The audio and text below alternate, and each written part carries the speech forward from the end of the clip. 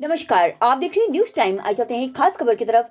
सहसपुर विधानसभा भाजपा के राष्ट्रीय अध्यक्ष जेपी नड्डा ने डोर टू डोर जाकर पार्टी प्रत्याशी को जिताने के लिए वोट मांगे। वहीं कांग्रेस प्रत्याशी आर्येंद्र शर्मा ने कहा कि राज्य में पिछले 5 सालों में कोई बड़ा निवेश नहीं आया। बढ़ती महंगाई ने लोगों का जीना मुश्किल कर दिया। रसोई गैस के दाम आसमान छू रहे हैं। जनता त्रस्त हो गई है।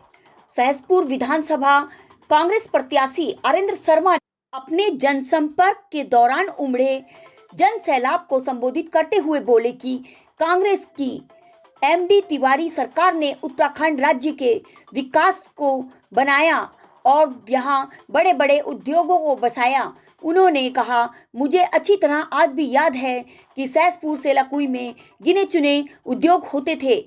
कांग्रेस ने राज्य के विकास के लिए रोड मैप बनाया था, जो भाजपा की डबल इंजन की सरकार ने खत्म कर दिया। आइए देखते हैं। पार्टी के जो विधायक है उनसे कितने खुश है आप, जो उनका कार्यकाल रहा? 10 साल उनका कार्यकाल रहा और 10 साल में कुछ भी नहीं कर पाए। तो हमें एक ज़रूरत पड़ी थी उनकी, तो मैंने कहा विधायक साहब जी, हमें थोड़ी सी आपकी मदद की ज़रूरत है। तो उन्होंने कहा था कि मैंने फ़ोन किया था कि बाद में बात करना। आर्येंद्र शर्मा कैसे कैंडिडेट है आप? बढ़िया कैंडिडेट हैं और कार्यकर्ता भी बढ़िया हैं, पब्लिक के बीच में रहने वाले कैंडिडेट हैं। तो इस बार जो है क्या कांग्रेस यहाँ से सीट जीत रही है? जी हाँ, कांग्रेस सीट लेके जाएगी इसके बाद यहाँ से।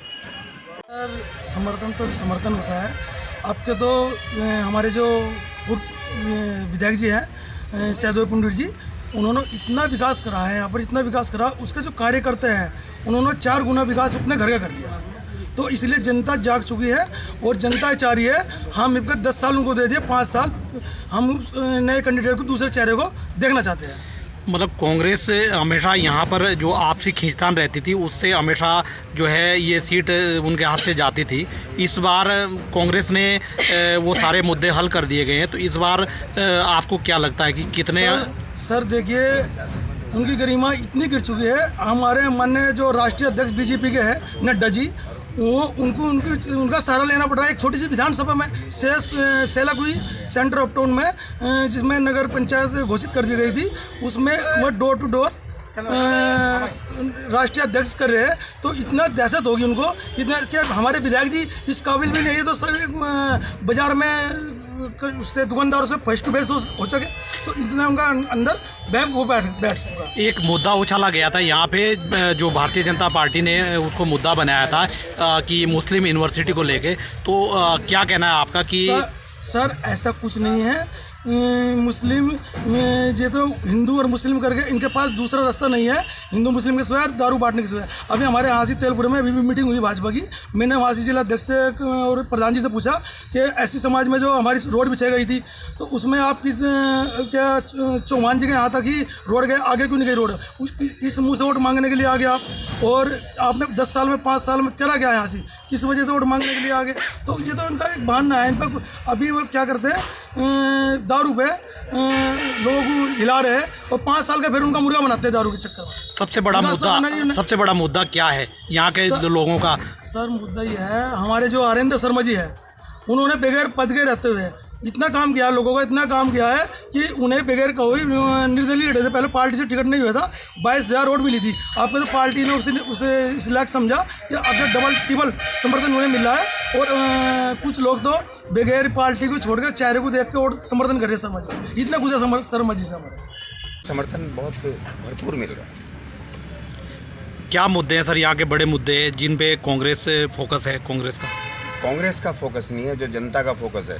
कांग्रेस की तो घोषणा पत्र है, उन्होंने तो अपना कार्य पूरा कर दिया, लेकिन जो जनता की डिमांड है अपने क्षेत्र की, जैसे हमारा सबसे पहले जो कूड़ा घरघट, ये एक शमशान घाट दे दिया हमें, जो पशुओं का, मृत पशुओं का, वो भी हमारे क्षेत्र में सेलाकुई के ऊपर, हमारे कैंची वाले के बिल्कुल आसपास कहीं भी बन रहा है।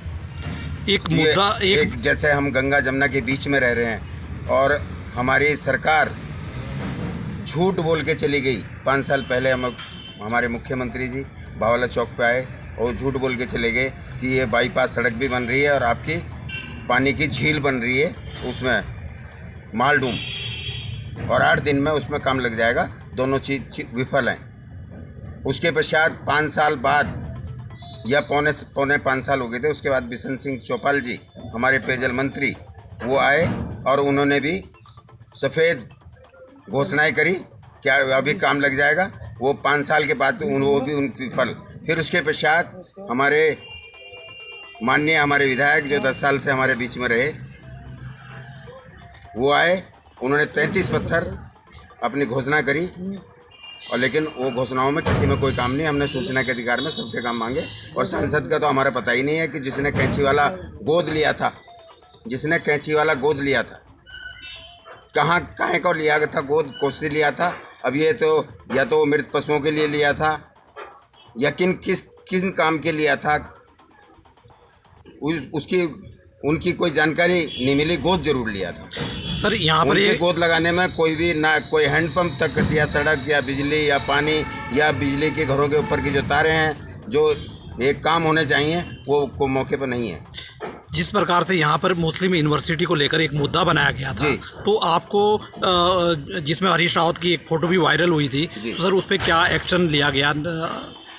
देखिएगा, पहली बात तो मैं यहाँ बैठा हूँ, मैं अपने ये प्रार्थना पत्र मैं डीएम साहब को दे दूँ या मैं अपने प्रत्याशी को दे दूँ कि मेरे यहाँ एक यूनिवर्सिटी बननी चाहिए या मेरे यहाँ पेयजल की होनी चाहिए, मेरे यहाँ फलाना होना चाहिए, तो अभी तो मांग पत्र का तो कोई मतलब ही नहीं होता जब तक हमारी सरकार नहीं बनी। ये तो मुद्दा बनाया गया, हमारे विपक्ष ने मुद्दा बना रखा हमारे लिए। क्या हम सब, हमारे सब कार्यकर्ता घर घर जा रहे हैं कि वहाँ पर हर कांग्रेस की नीतियों का प्रचार प्रसार कर रहा है, और जनता समझ चुकी है कि हमारे साथ पहले छल हुआ था, अब हम किसी भी छलावे में आने वाले नहीं हैं। सर, बड़े-बड़े नेता जो हैं उनका कैंपेन कर रहे हैं, क्या मानते हैं? क्योंकि उन्होंने विकास का कोई काम नहीं किए, इसलिए किसी को बुलाना पड़ रहा है। तो जो है जनता जो है समझ चुकी है, अब कोई भी बड़ा नेता है उससे कोई फ़र्क पड़ने वाला नहीं है। और हमने जो मुद्दे लिए हैं बेरोजगारी ख़त्म करने का, महंगाई कम करने का, और हमने यहाँ पर जो 5 लाख परिवार हैं उनके लिए 40,000 रुपये प्रति वर्ष देने का, और स्वास्थ्य सेवाएं बेहतर करने का, पेयजल, शीशमबाड़ा कूड़ा क्षेत्र को अन्य जगह स्थानांतरित करने का, कानूनी दाव पेच सारे देखकर, तो हम इन सब मुद्दों पर जो जनता के हित के मुद्दे हैं वो हम जनता के बीच। सेलागोई औद्योगिक क्षेत्र भी है जी, अभी तक उसका विस्तार नहीं हुआ, नगर पालिका नहीं बन पाई है, जैसे बनना चाहिए। कांग्रेस ने अब इनकी सरकार से पूछिए इन्होंने क्या किया, आप देखेंगे। नगर पंचायत भी बनेगी, उसका सौंदर्यीकरण भी होगा, और जो है उसके लिए हम एक विशेष योजना, औद्योगिक नगरी हमारी है, और हम अपने वहाँ स्किल सेंटर से लेकर हमारे लिए जो बच्चों के लिए शिक्षा से लेकर हम सब क्षेत्रों में काम करेंगे।